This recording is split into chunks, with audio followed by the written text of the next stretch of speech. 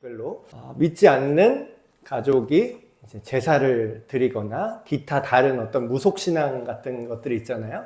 그런 거를 이제 하게 될 때 나는 예수님 믿는 사람으로서 어떻게 행동을 해야 되냐. 뭐 우리나라는 기준은 굉장히 잘 잡은 것 같아요. 특별히 개신교는. 천주교는 약간 그게 우상숭배가 아니라 그냥 뭐 문화다 이런 쪽으로 해서 뭐 천주교인들은 뭐 집에 유교 제사 다 하더라고요. 근데 최근에 그거 힘드니까 기독교로 아니 개신교로 좀 그거는 좀 개신교 스타일로 바꿨으면 좋겠다. 이제 젊은 천주교인들은 또 그렇게 얘기한다고 하는데. 네, 오늘 그래서 이 주제 집안에서 제사를 지낼 때 제사상에 뭐 절하는 문제 아니면은 뭐 사주 보고 굿하는 집안이 아직도 있나 봐요. 있긴. 그리고 의외로 돈이 많거나 소위 말하는 뼈대가 있는 그런 집안들 있잖아요. 거기서 굿을 의외로 하시더라고요. 그래서 제가 듣기로도 굉장히 유력한 정치인들이 이제 겉으로 티는 안 내는데 몰래 엄청 용하다는 무속인한테 이제 상담 받는데 그게 몇 년치가 밀려 있대요. 글쎄 얼마나 특히 선거철 뭐 이렇게 되면은 내가 당선이 되겠습니까 안 됐습니까 아니면 뭐 선거 전략을 무속인한테 그렇게 물어본다는 얘기도 물론 이제 이게 뭐 증명되진 않는데 그런 얘기가 있어요. 그들만 아는 무슨 고급 정보 이런 식으로 우리나라가 은근히 무속신앙에 굉장히 뿌리가 깊습니다. 그래서 아예 무시하거나 이런 게 있지만 또 요즘 젊은 세대에서는 이게 다시 돌아왔어요. 그래서 옛날에는 그냥 무당 찾아서 점 보고 굿하고 이런 거였는데 요즘에는 무슨 타로 보고 예, 그러니까 이제는 서양 점쟁이가 다시 맞아요. 이제 앱으로 만들었어요. 점 보는 앱도 만들고. 그래서 저 너무 궁금한 게 그러면 외국인이 사주를 보면 어떻게 나올까? 외국인은 우리나라 그 해시 뭐 그런 게 없잖아요. 이디도 없고 이름의 한자 그거 획도 없고 외국인 그러니까 잘 이게 자 가만 생각해보면 좀 웃긴 부분이 있는데 오늘 이 부분에 대해서 한번 얘기를 해보겠습니다. 집안에서 혼자 믿는 분들 저는 굉장히 존경스럽게 생각을 해요. 감사하게도 저는 집 안에서 태어나 보니까 그래도 어머니가 믿으셔가지고 그래서 아버지는 굉장히 말년에 믿으셨지만 어쨌든 결과적으로 저희 집안은 다 예수님 믿는 집안이 됐습니다. 그래서 되게 감사하게 생각하고 근데 저 어렸을 때만 해도 그 어머니가 이제 혼자 집에서 예수님을 믿는 유일한 사람이었던 거죠. 근데 이제 옛날이나 지금이나 집안에서 나 혼자 예수님을 믿는 사람은요, 여러모로 굉장히 힘든 부분이 있어요. 우리가 크게 뭐 성경적 주제로 얘기했지만 그게 뭐 정치, 사회, 경제, 문화 이거는 문화의 영역이겠네요. 문화적 영역. 부딪히는 게 반드시 있습니다. 예수님을 믿고 성경적 세계관을 우리가 갖고 있는 사람이라면 우리 조상님이 밥을 얻어 드시러 조상의 영혼이 오는 게 아니라는 걸 우리는 알잖아요. 우리는 사람이 죽으면 귀신이 된다라는 세계관이 아니라는 걸 알고 있고 성경에 의하면 귀신은 수가 늘어나지도 않고 줄어들지도 않은 정해진 인간이 아니니까 인원이라고 하긴 그렇고 정해진 수의 영들이에요. 성경에. 왜냐하면 태초에 하나님이 지으신 천사 중에 일부가 타락해서 악한 영적 존재가 된 거기 때문에 늘어나지도 않고요. 줄어들지 않아요. 그래서 얘네들이 무서운 게 뭐예요? 인구가 머릿수가 늘어나는 걸 별로 안 좋아할 것 같아요. 왜냐하면 우리가 귀신은 막 전지전능할 것처럼 생각을 하잖아요. 그래서 뭐만 잘하면 귀신같이 잘하네 이런 말이 있잖아요. 근데 실제로 귀신은 늘어나지 않아서 한 명당 인구 하나당 맡을 귀신이 굉장히 후달릴 것 같아요. 지금 내가 귀신 걱정을 하는 게 웃긴데 반대로 그러기 때문에 그런 잘못된 세계관 조상님이 우리의 밥을 얻어 드셔서 우리 지금 살고 있는 후손이 잘 되도록 꿈에 나타나서 복권 번호를 찝어줬네 어쩌네 막 그런 얘기가 나오는데 근데 그런 세계관 자체가 굉장히 허구적인 거라는 것을 우리는 알고 있는데 뭐예요? 진리는 그렇게 얘기해서 우리가 알고 있는데 문화는 뭐라고 얘기하죠? 네, 각 그 세대의 문화는 어떤 문화마다 다릅니다. 저기 북유럽 같은 경우는 발할라가 있다. 조상이 발할라로 간다.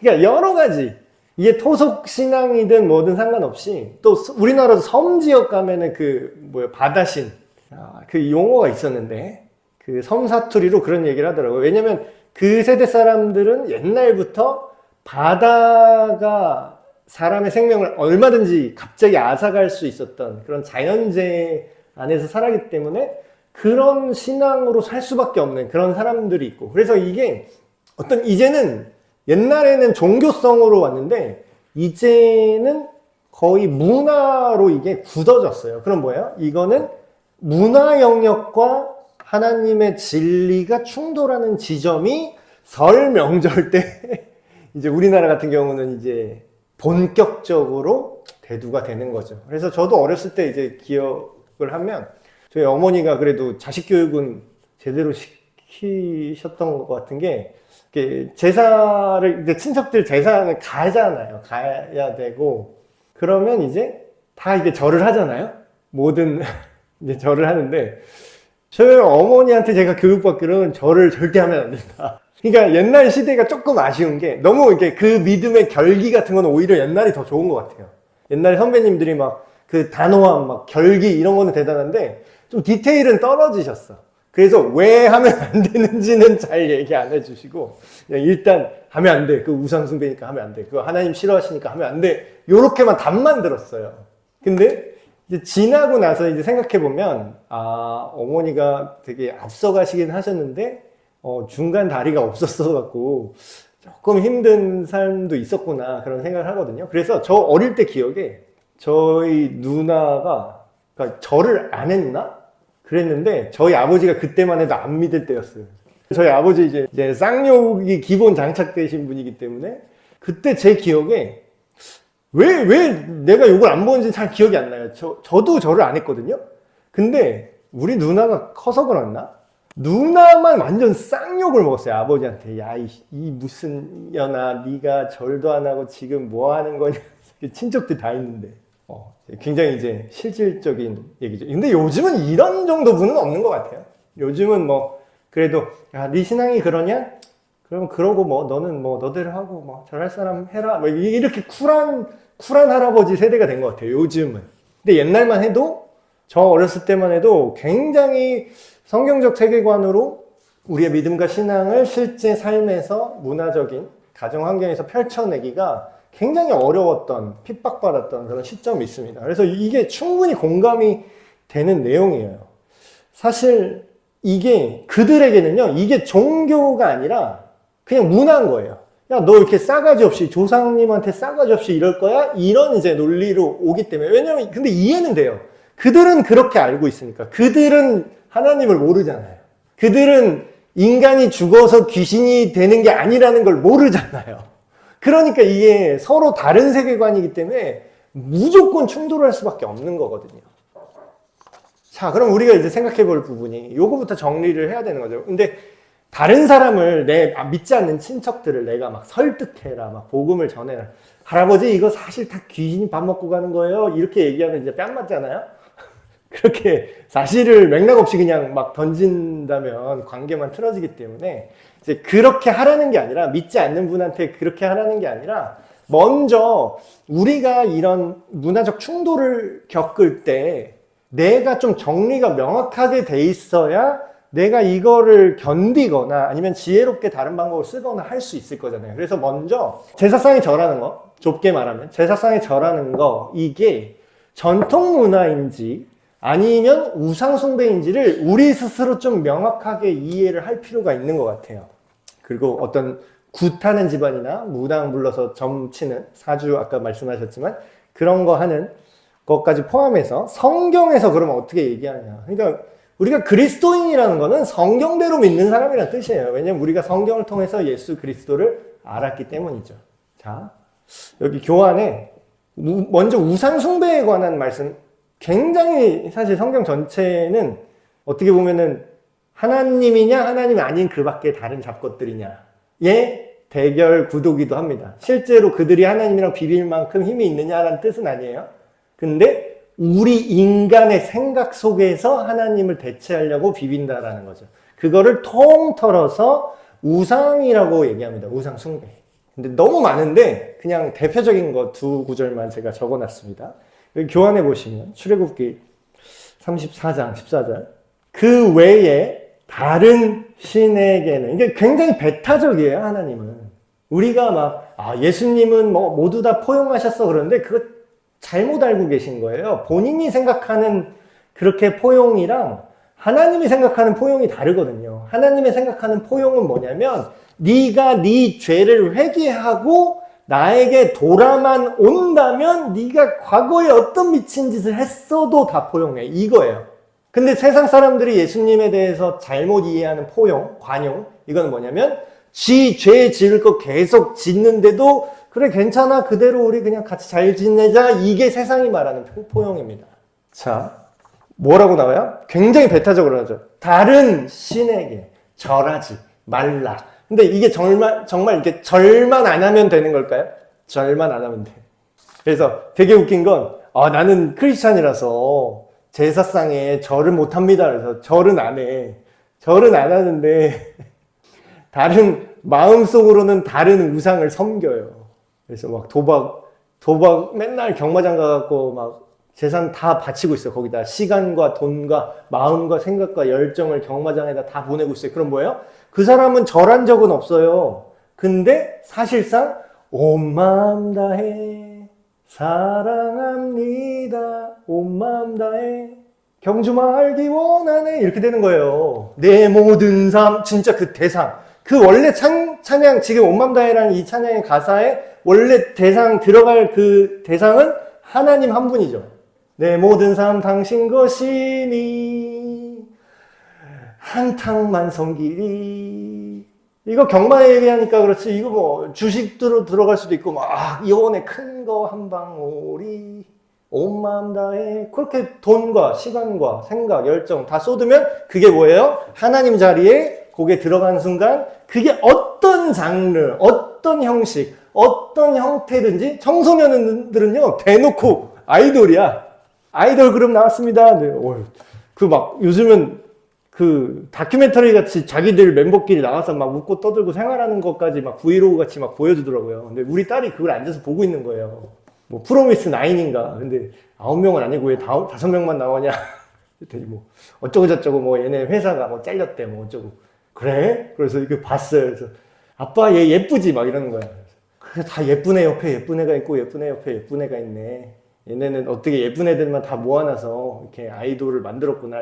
이게 봤는데 결국은 세대 그 경마장 빠진 아저씨는 경마가 우상인 거고요. 요즘 청소년들은 그 예쁜 애가 우상인 거예요.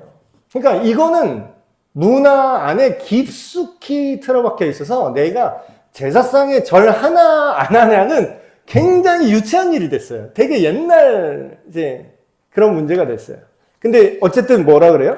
다른 신에게 하나님보다 더 경배하는 거, 더 사랑하는 거, 그거를 뭐라고요? 그걸 절한다고 하는 거예요.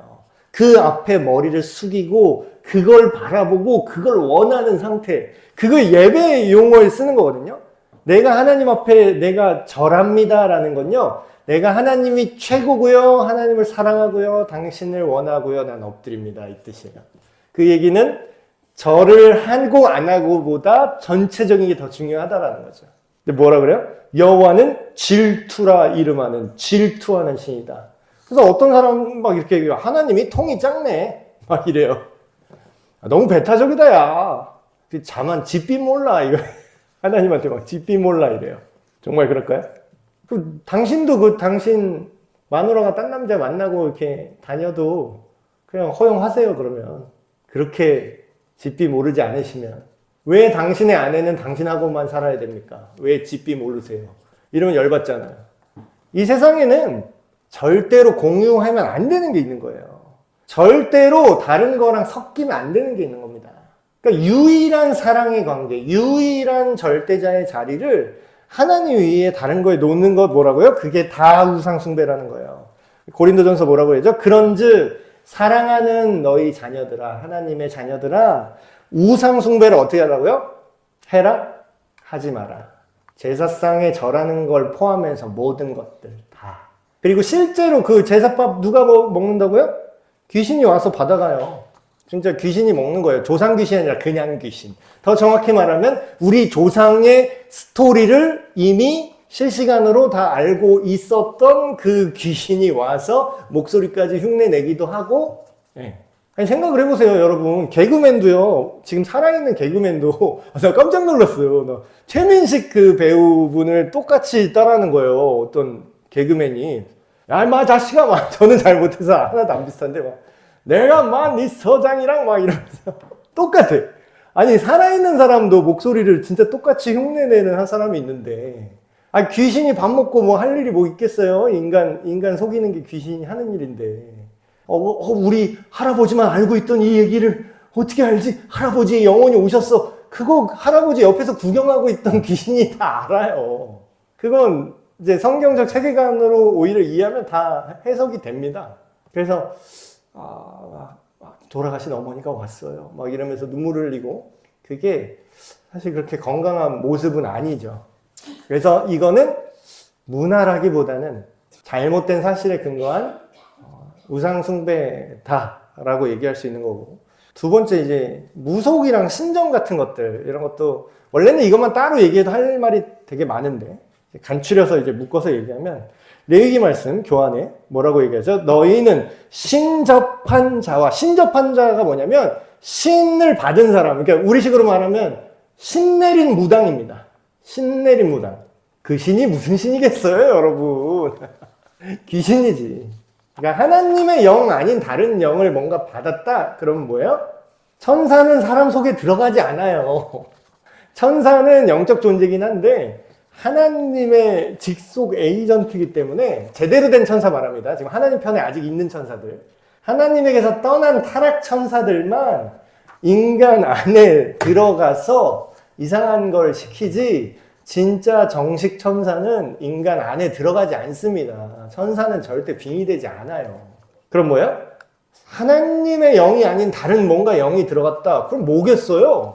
성경적 세계관을 하면 다 악한 영이 들어가 있는 거죠.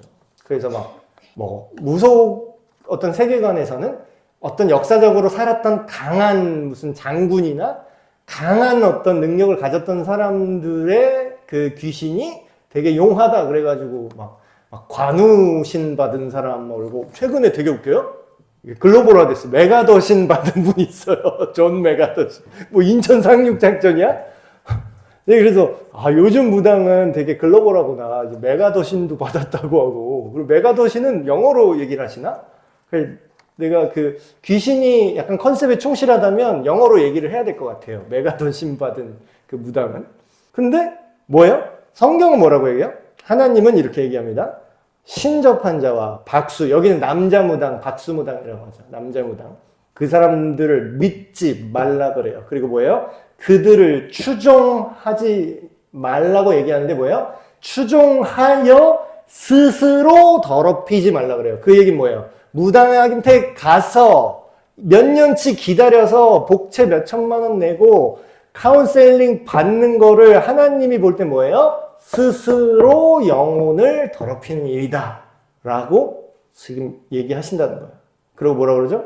나는 너의 하나님 여호와이기 때문에 너희는 이런 행동을 하면 안 돼. 그 얘기는 뭐예요? 너한테는 다른 영은 필요 없어. 너한테 다른 남편은 필요 없어. 나만 네 남편 하면 돼. 왜 엄한 놈을 댔다가 걔한테 물어봐. 이 얘기예요. 굉장히 배타적인 사랑의 관계. 나만이 너의 신이어야 돼. 실제로 나만이 너를 창조했고, 나만이 너를 온전히 사랑할 수 있고, 나만이 너를 두려움으로부터 자유를 줄 수 있어. 근데 엄한 놈들한테 물어본다니 내가 화가 날까 안 날까 그 얘기를 하시는 거죠. 이사야서 말씀. 어떤 사람이 너희에게 말하기를 지적이며 속살거리는 신접한 자와 마법사에게 물으라 하거든. 백성이 뭐라고 대답해요? 진짜 여기서 말하는 백성은 하나님을 믿는 사람입니다. 지금으로 말하면 그리스도인이죠. 그리스도인이 요셉 버전으로 이 말씀을 그냥 똑같이 번역할 수 있어요. 어디 용한 점쟁이가 있대. 아니면 어디서 막 기도받으면 막 미래를 맞추는 권사님이 계시대. 누가 이렇게 얘기하는 거예요. 그리스도인한테. 저와 여러분한테. 그럼 우리가 뭐라고 대답해야 돼요? 야, 내가 하나님을 믿는데 내 하나님께 직접 물어보면 되지.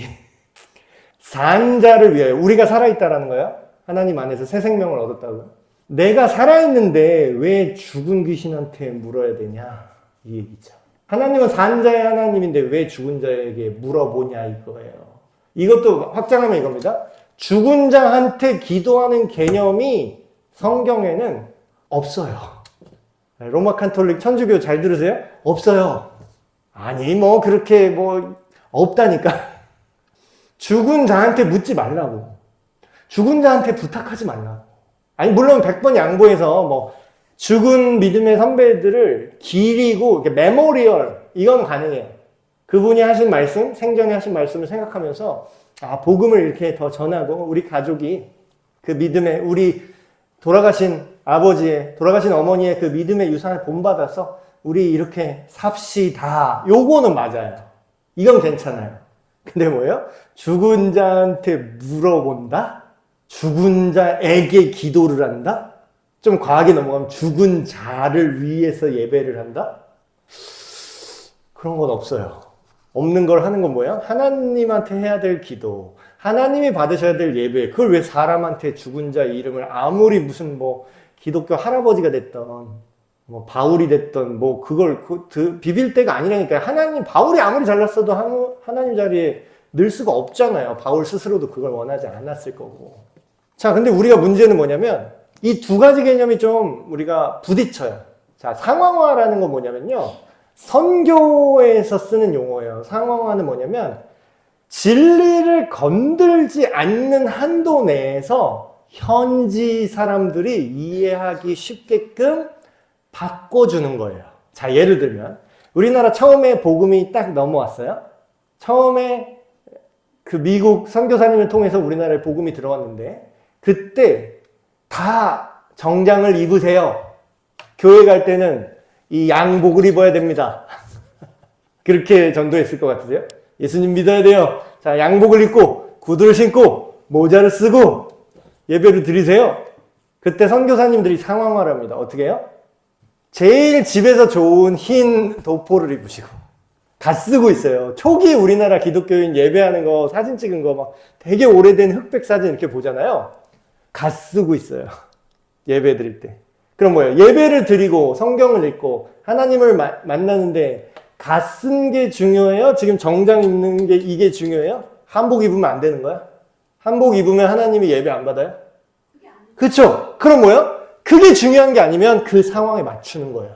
그게 상황입니다.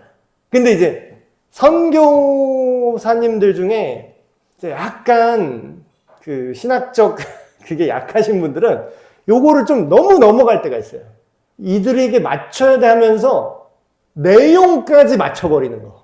예를 들면 좀 극단적인 비유로 들자면 어떤 부족한테 이제 복음을 전하러 들어갔어요. 근데 상황화를 해야 될 거 아니에요. 그러면 이 사람들은 옷을 안 입네. 그래서 팬티만 입고 선교사님도 나와 당신과 같아요 하고 팬티만 입고서 막 이제 복음을 전한 거예요. 근데 거기까지는 오케이. 팬티만 입고 뭐 다 안 입고 맨발로 이제 더운 지방에서 맨발로 신발 안 신고 다니는 거랑 예수님을 믿는 거랑 안 믿는 거랑 그 상황화에서는 상관이 없는데 근데 알고 봤더니 얘네한테 그 식인 풍습이 있었네? 그쵸? 식인 풍습이 있어요. 그리고 막 전쟁 나가서 다른 부족을 죽인 다음에 그 아내를 머리끄댕이지 않고 강제로 끌고 와서 이제 내 아내를 삼는 첩을 만드는 아내가 막 여러 셋 만드는 그런 풍습이 있었네? 그럼 어떻게 해요? 그거 하나님의 복음이 예수님을 전하기 위해서 내가 선교사한테 팬티만 입고 그들과 같이 살았는데 근데 내가 그것까지 그대로 인정해주고 그냥 예수님만 믿으세요. 그거는 전통이니까 계속 하던 거 하세요. 인간 고기도 좀 드시고 그러면 그게 진리에서 벗어난 거죠. 그러니까 이게 대립구도라기보다는 상황화를 하면서 진리수호를 같이 하셔야 돼요.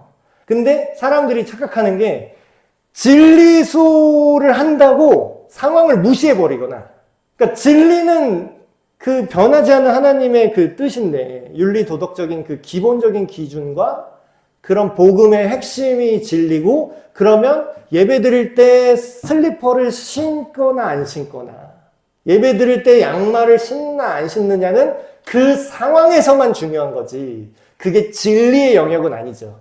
근데 복음을 잘 전달하기 위해서 얘네는 예배 시간에 양말을 신어야 목사님 말씀을 더 잘 듣겠어. 거부감 없이. 어떻게 목사님이 설교할 때 양말을 안 신을 수가 있지? 이러면 바울은 뭐라 그래요? 내가 유대인들한테는 유대인처럼 보였다. 내가 이방인들 앞에서는 이방인처럼 행동했다. 왜냐고? 어떻게라도 복음을 전하기 위해서. 그게 진리를 그 사람한테 상황화시키기 위해서 열심히 바꾼 거죠. 근데 반대는 뭐예요? 상황화만 열심히 하다가 진리까지 타협해버려요. 그걸 뭐라고 해요? 혼합주의라고 합니다. 종교 통합운동 그런 거 있죠. 그거 다 상황화만 하는 거예요. 지금 세계의 흐름이 이래. 다 연합해야 돼. 모든 종교 다 하나가 되자. 뭐예요? 진리는 내 알바노? 지금 상황대로 묻어가는 거지. 그것도 잘못된 거죠. 그래서 이 밸런스, 상황화를 최대로 하되 진리를 수호하는 그 한계 지점까지, 극한까지 몰아붙인 거. 그거를 실천신학이라고 합니다. 제가 실천신학 전공이거든요. 그래서 저는 뭐가 본질인지를 먼저 발라낸 다음에 그 다음에 본질이 아닌 것들 중에서 어떻게 하면 사람들에게 하나님이 가까이 다가갈 수 있을까를 고민하는 지점을 설계를 해야 된다고 그렇게 여러분한테 계속 알려드린 겁니다. 자, 그럼 뭐예요? 여기 교환에도 나왔지만 죽은 조상의 영혼이 찾아오는 것이 아니라 귀신들의 장난에 이제 휘말리는 건데 그럼 뭐예요? 이거는 상황화로 천주교 마냥 그냥 문화예요, 절하세요 이러면 될까요, 안 될까요? 그럼 진리에서 넘어가는 거죠. 진리의 말씀은 뭐라고 얘기해요? 귀신에게 절하지 말라고 하죠. 그럼 우리가 타협할 수 없는 거예요. 그거는. 그 선까지는. 그리고 막 얘기해요. 조상의 덕을, 조상 덕을 보기 위해서 제사를 지내야 된다. 요즘 좀 많이 바뀌었어요. 요즘 뭐라 그래요? 쿨한 신세대 어머니. 며느리는 감히 말 못하죠. 근데 신세대, 제사를 주도하는 신세대 어머니가 이제 맏며느리 생활 고생은 본인이 다 하셨는데 이제 쿨하게 뭐라고 얘기하시죠? 야, 조상 덕 본 집은 제사를 안 되고 해외여행 갔다. 그게 진리네. 맞는 말이네. 조상 덕을 봤으면은 다 해외여행 가고 돈 쓰고 다니지. 누가 여기서 제사밥 먹이고 있어요. 조상 덕 못 본 사람만 여기 해외여행 못 나가고 여기서 제사 이러고 있다고. 근데 그게 안 한 분이 그런 말을 하면은 힘이 없는데 평생 제사 수발 닫은 그 맏며느리 쿨한 어머니께서 야, 조상 덕 이거 다 필요 없다 이런 식으로 얘기를 하셨다는 거예요. 그래서 이거 안 믿는 사람들도 이제 눈치를 채고 있구나. 그래서 신앙생활에서 우리가 가족을 또 사랑하는 게 굉장히 중요하잖아요. 그래서 괜히 가족 행사에 막 폭탄 던지고 와라. 제사상 이렇게 막 뒤엎고 막 이건 우상숭배입니다 하면서 막 어머니 이러시면 안 돼요. 막 배 예쁘게 깎아놓은 거 얼굴에 던지고 이러지 마시고. 그거는 좀 너무한 거고. 근데 가족을 존중하고 사랑하는 것도 중요하지만 우상숭배에 타협하면 또 된다 안 된다? 안 돼요. 그래서 오늘 그 사이 어딘가쯤을 이제 얘기를 해보려고 그래요. 그 추도 예배. 이게 그리스도인이 대안처럼 이제 좀 만든 게 제사 대신에 우리 추도 예배 내지는 추도식 이런 걸로 합시다. 이랬는데 아까 제가 미리 말씀드렸는데 추도 예배라는 단어는 조금 그래요. 왜냐하면 아까 제가 얘기했죠. 기도 죽은 사람한테 할 수 있어요, 없어요? 그런 전례가 없어요. 기도는 산자가 죽은 자한테 기도를 할 수가 없어요. 그럼 뭐예요? 죽은 우리 믿음 좋은 돌아가신 그 할아버지 목사님을 위해서 우리가 추도 예배를 드립니다. 그 돌아가신 목사님도 그걸 원하지 않을걸요? 왜냐면 가정 예배 비스무리하게 그걸 이제 진행을 하시는데 사실 그게 뭐예요? 주체가 돌아가신 그 할아버지를 위해서 지금 모였잖아요. 그럼 뭐예요? 아무래도 그 할아버지가 그 예배의 주인공이 되잖아. 근데 사실 원래 예배는 유일하게 누구만 받으시는 거예요? 천사도 예배를 못 받아요. 천사도 자기를 예배할까봐 막, 야, 니네 그러지 마. 야, 큰일 난다. 야, 나한테 절하지 마. 이래요. 성경에 그게 나와요. 나한테도 절하면 안 돼. 예배는 하나님만 받으시는 거야? 이러면서 천사들이 말리는데 인간도 지들이 뭐라고? 예배의 주인공 자리에 은근히 그래서 근데 막 이런 거지. 아, 목사님 뭐 그러면 위임 감사 예배 막 이런 거는 뭐예요? 그러면은 그 새로 부임한 목사님이 찬양받는 거 아닌가요? 뭐 이렇게 얘기 나올 수 있어요. 뭐 그리고 뭐 장로 임직 예배 막 이런 거 있잖아요. 근데 그거는 또 정확하게 말하면 이걸 좀 이렇게 헷갈리는 부분이 있어요. 근데 정확하게 말하면 그거는 또 예배가 되는 게 뭐예요? 타겟팅이 정확하게 돼요. 나를 에베네셀 교회에 여기를 맡겨주신 하나님께, 그러니까 워딩을 잘 보세요. 심두한 취임 예배 이러면 우상숭배야. 심두한 목사 위임 감사 예배하면 가능한 거예요. 왜냐하면 위임을 내가 했지만 하나님이 하셨다는 걸 감사합시다 우리. 그리고 권사 뭐 임직 장로 임직 감사 예배지. 내가 장로 됐으니까 예배를 받겠습니다. 이런 뜻이 아니란 말이에요. 그러니까 그건 가능하죠. 근데 추도 예배는 추도는 뭐예요? 돌아가신 분이잖아. 그러니까 조금 애매해요. 그래서 여러분, 근데 지금 이거를 잘 그냥 비슷하니까 그냥 막 혼용하는 분들이 많은데 아직도 정식으로는 제가 제안하는 건 추도식 또는 추도 예식. 그리고 이제 저도 이제 작년에도 다음 주에도 제가 또 책자 설 명절 맞이 가정 예배. 그럼 뭐예요? 추도자가 붙으면 사람한테 초점이 맞추니까 예배라는 게 붙이기가 어려운데 뭐예요? 돌아가신 우리 부모님을 기억하지만 형태는 뭐예요? 남은 가족들끼리 하나님 앞에 예배를 드리는 건 또 가능해요. 그래서 요게 좀 조심스럽게 써야 될 대안이 될 수 있죠. 그래서 어차피 그 좀 깨인 그 할아버지들은 이제 요즘 이렇게 얘기해요. 야, 그러면 이게 조상한테 뭐 조상 귀신한테 절하는 게 메인이 아니라 이거 뭐 우리 조상님은 핑계고 사실 가족들이 명절에 한 번, 1년에 한두 번 얼굴 보는 게 거리 우리 얼굴 보고 맛있는 거 먹고 근황 좀 얘기하고 이 거리가 있으니까 우리가 이걸 하는 거지. 그래서 그건 굉장히 좋은 생각이거든요. 그래서 제사라는 형식을 버리고 어떤 가족끼리 모일 수 있는 어떤 문화 그런 거를 대안으로 만든다면 그것도 굉장히 좋은 대안이 될 수 있죠. 그리고 굿과 점 보는 거에 대해서도 짧게 말씀을 드리면 여러분 오전에 제가 두려움에 대해서 주제로 설교를 했는데 여러분 두려움이 왜 무섭냐면요. 두려움은 믿음의 영역이거든요. 사실 두려움. 그러니까 두려움이라는 건 실제로 온 거를 두려워하는 것보다는 아직 나한테 오지 않은 걸 두려워하는 게 90%래요. 걱정과 근심, 두려움은요. 근데 그 얘기는 뭐냐면 두려움은 우리가 그게 진짜라고 믿을수록 강해집니다. 이게 되게 무서운 거죠. 그게 사실인지 아닌지는 중요하지 않아요. 근데 그걸 내가 믿는 만큼 나한테 근심과 걱정, 두려움은 굉장히 세져요. 그거에 비례해서. 그 얘기는 뭐예요? 우리가 믿으면 믿을수록 그 믿는 존재한테 우리가 사로잡히는 거예요. 이 원리는 똑같습니다.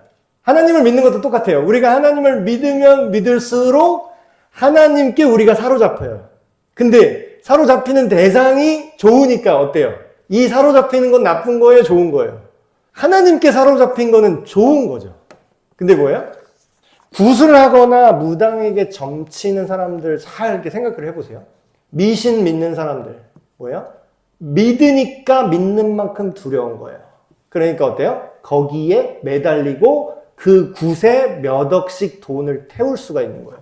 그걸 두려움으로 믿으니까. 그래서 성경을 보시면 무당을 불러서 미래를 점치거나 그들이 섬기는 귀신을 그러니까 초청하는 거예요. 이게 굉장히 영적으로 굉장히 위험한 게 뭐냐면 여러분 하나님이 우리의 의사를 무시하고 강제로 우리 안에 빙의하는 게 성령님이 빙의하듯이 들어올 수 있다고 생각하시나요? 그러면 요한계시록이 잘못된 거예요. 요한계시록 예수님이 뭐라 그래요? 나는 문 밖에 서서 내가 너희 마음문에 서서 두드리노니 문을 누가 열래요? 하나님이 강제로 문 열을 새끼야 빵 문 차고 들어와서 내가 너를 다스릴 거야. 이럴 거였으면 지금 이 세상에 죄악이 있지도 않아요. 타락이 아예 없어요. 근데 하나님은 어떻게 한다고요? 내가 기다린다. 내가 너에게 자유의지를 줬고 네 스스로 나를 선택하고 받아들일지를 내가 기다리고 있어. 사랑은 강요하지 않으니까. 그러니까 성령님은 강제로 빙의되지 않는데 문제는 뭐냐면 그 얘기는 우리가 초청하지 않으면 강제로 우리 안에 하나님도 못 들어온다기보다는 안 들어오신다는 거죠. 우리가 초청하기 전에는. 근데 그러면 우리가 막 영화나 드라마에서 보면 내가 원하지 않는데 막 귀신이 강제로 들어오고 막 이렇게 묘사되잖아요. 그거 하나님이 만약에 살아계시면 절대로 못하게 합니다. 실제로 못해요. 여러분 좀 착각하는 게 공포영화 보면서 그것도 다 거짓말이거든요. 그걸 보면 또 사람들이 믿게 만들잖아요. 귀신이 이렇게 능력이 있어서 강제로 우리 삶에 해집고 들어올 수 있구나. 무서워. 그럼 두려움을 주죠. 두려움은 뭐예요? 귀신 눈치를 보게 만드는 거예요. 그건 거짓말이고요, 사실. 그래서 실제로 귀신이 만약에 우리가 동의하지 않았는데, 우리가 스스로 허용하고 마음문을 열지 않았는데 귀신이 들어온다? 그러면 하나님이 그걸, 야, 나도 못하는 걸 네가 하네? 하면서 하나님이 그걸 단돌이 안 칠 것 같으세요? 야, 욥기 보면 나오잖아요. 내가 허락한 것까지만 할 수 있어. 네가 욥의 생명은 안 돼. 절대로 건드리면 안 돼. 근데 나머지는 네가 해봐. 하나님이 거기까지 허용하죠. 그러면 하나님도 우리의 자유의지를 강제로 해집고 안 들어오시는데 그 귀신한테 그걸 하나님이 해도 된다고 허락하실까요? 아니에요. 그럼 뭐예요? 우리가 귀신을 스스로 초청한다는 거예요. 근데 물론 나도 모르게 초청이 돼요. 그게 뭐냐면 속이는 거죠, 귀신은. 내가 동의하게 만들어요. 나도 모르게 동의하게 만들어요. 그런 것들 중에 하나가 무당을 찾아가는 겁니다. 그 신받은 그 귀신이죠. 귀신 받은 사람한테 내 인생을 지금 누가 넘겼어요? 누가 칼 들고 무당한테 말하라고 협박했어요? 누구 발로 왔죠? 점집에? 자기 발로 갔어요. 자기 발로 뭐라고 해요? 돈 주면서 뭐라고 해요? 내 삶을 좀 알아봐 주세요. 란 뭐야? 스캔하라고 우리 집 컴퓨터 좀 들여다봐 주세요. 자기가 비번 열어주는 거예요. 무당한테 가서 점 보는 건. 점 보는 게 그냥 재미로 한번. 그게 아니라니까. 재미로 하지만 그건 누가 동의한 거예요. 본인이 내 인생에 들어오라고 귀신한테 문고리를 자기가 열어주는 거라니까요. 그럼 뭐예요? 그 악한 영향력이 반드시 흘러 들어옵니다. 귀신을 초청하는 거예요. 무속인의 말을 듣는다는 것은 뭐예요? 그들을 부리고 있는 귀신을 내 인생에 내 발로 내가 초청하는 거예요. 사실상. 굉장히 위험한 행동입니다. 절대로 하면 안 되는 거예요, 이거. 절대로 하면 안 되는 겁니다. 안 믿는 사람도 이건 되게, 안 믿는 사람은 어차피 안 그래도 알아서들 초청하고 계시긴 한데, 내가 진짜 특별히 믿는다고 하는 사람들, 절대로 점 보거나 사주치거나 그 강신무, 귀신 받은 사람들, 그 사람들한테 뭘 물어보거나 동의를 구하거나 절대로 금지입니다. 절대로. 그럼 예수님의 말씀을 한번 살펴볼까요? 가족 간에 이 갈등이 생길 때 어떻게 해야 되냐? 마태복음 10장 36절에서 38절. 사람의 원수가 자기 집안의 식구리라.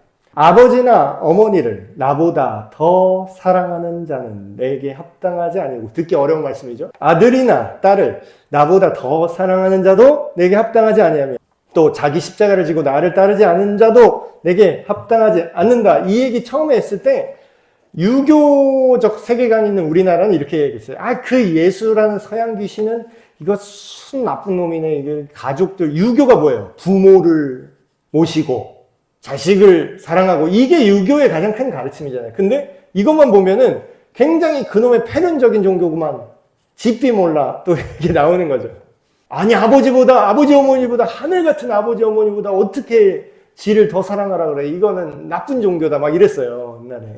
근데 이거는 그렇게 적용할 게 아니라, 여러분, 죽은 조상을 하나님보다 더 사랑하니까 제사를 지내고, 무속적으로 귀신도 부르고 소환도 해야 되고, 소환술도 해야 되고. 좀 알아듣기 싫어. 소환술이라는데 사실상 소환술과 비슷한 거예요. 죽은 자의 영혼 소환술을 하는 거죠. 그러니까 굉장히 무속적인 거죠.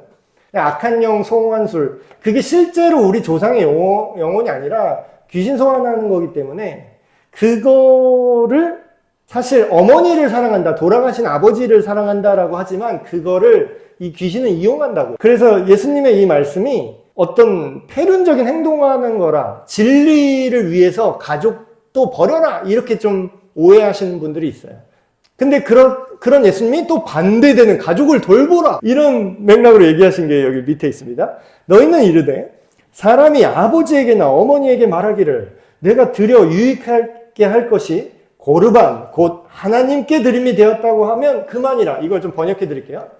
지금으로 말하면 뭐예요? 부모님이 진짜 피죽도 못 먹고 가난하게 진짜 먹을 것도 없이 힘들게 사시는데 부모님을 하나도 안 도와주는 자식이 뭐라고 얘기해요? 아, 이거 나 교회에 11조 해야 돼서 이거 부모님은 못 도와드려요. 이렇게 얘기하는 거예요. 지금으로 말하면. 하나님께 드리기 위해서 내 부모님께 못 도와드립니다. 그걸 대해서 예수님이 네가 아까 그 말씀처럼 아버지나 어머니보다 나를 더 사랑하는구나. 잘했다. 이렇게 해야 될 것 같은데 예수님이 뭐라고 얘기하죠? 야, 네 부모를 공경하라는 말은 하나님이 얘기한 거 아니니? 이 얘기를 하는 거예요. 야, 하나님한테 드리면 장땡이라 그러고 니네 어려운 아버지 어머니 안 돌아보면은 니들의 문화와 니들의 전통으로 하나님의 말씀을 지금 뭉개고 있는 거야. 니네 지금 나쁜 짓 하는 거야. 예수님이 이렇게 얘기해요. 좀 이상하죠? 예수님은 가족을 사랑하라는 걸까요? 하나님을 사랑하라는 걸까요? 예, 이 두 개가 하나라는 거예요. 자, 아까 가족을 사랑하지 않는 것처럼 보이는 거 있죠. 진리를 따르는 거. 예를 들면 우리 가족이 막 무속신앙에 절여져 있어. 그리고 막 조상님께 조상 귀신에 막 절에 막 이래.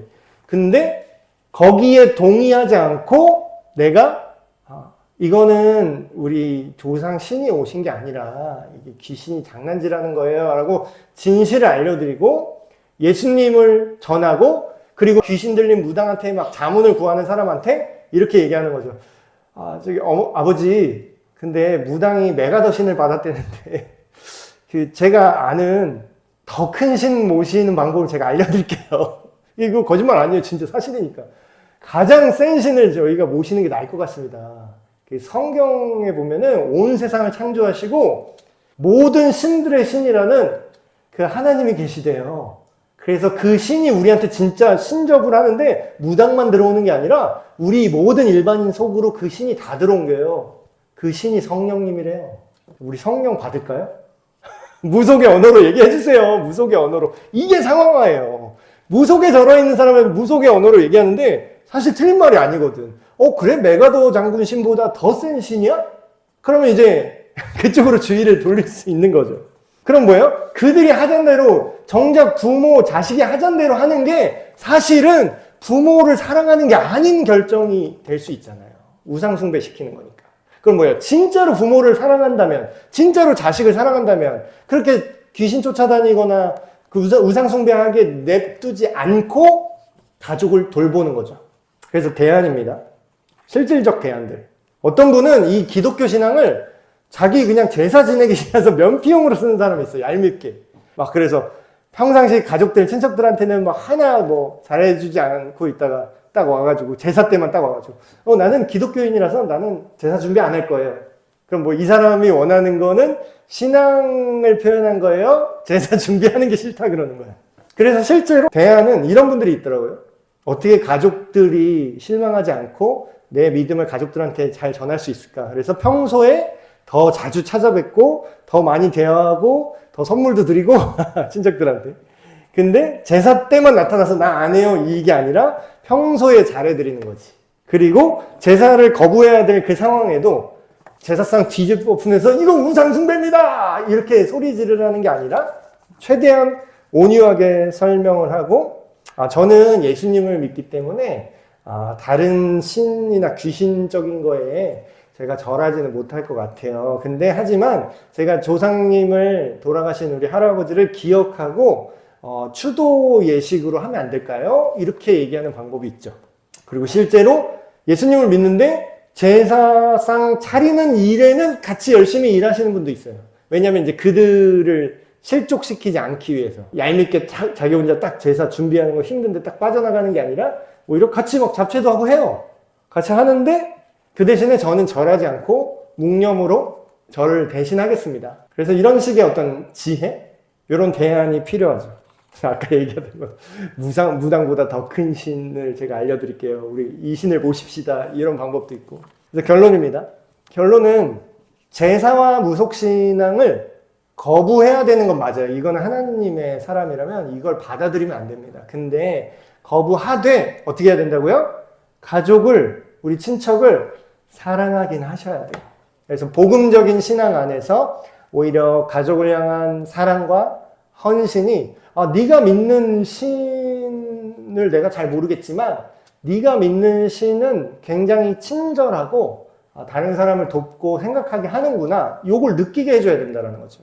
하나님의 말씀에 최우선적으로 순종을 하되 뭐예요? 가족관계 안에서 상황화를 잘 하셔야 된다는 거예요. 그래서 이게 예수 믿는 게 어려운 게 뭐냐면 오히려 옛날처럼 나는 그걸 절 안 할 겁니다. 이거는 사실 어떻게 보면 쉬워요. 그냥 말 한마디 하고 그냥 엎으면 되니까. 근데 진짜 예수님 믿는 건 훨씬 어려운 게 내가 그들을 섬겨줘야 돼요.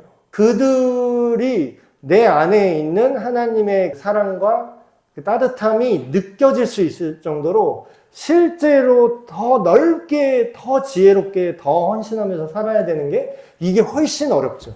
그래서 여러분 오늘 명절을 맞이해서 가족 간의 갈등, 신앙적인, 신앙 양식의 갈등이 있을 수 있는데 이 부분들을 좀 지혜롭게 잘 하셨으면 좋겠습니다. 네, 기도하고 마치겠습니다. 하나님 아버지, 우리가 가족들의 제사나 어떤 무속 신앙에 대해서 믿는 자로서 어떻게 행동해야 될지 한번 살펴봤습니다. 먼저 하나님께서 이걸 어떻게 바라보시는지를 명확히 살펴보고 또한 그들에게 그냥 무작정 던지는 것이 아니라 그들의 상황을 최대한 이해하고 그들이 이해할 수 있는 언어로 이 진리를 담담히 전하게 하시고 무엇보다도 뜨거운 사랑으로 그들을 품고 함께 살아갈 수 있도록 우리에게 지혜를 주시옵소서. 모든 말씀 우리 주 예수 그리스도의 이름으로 기도합니다. 아멘.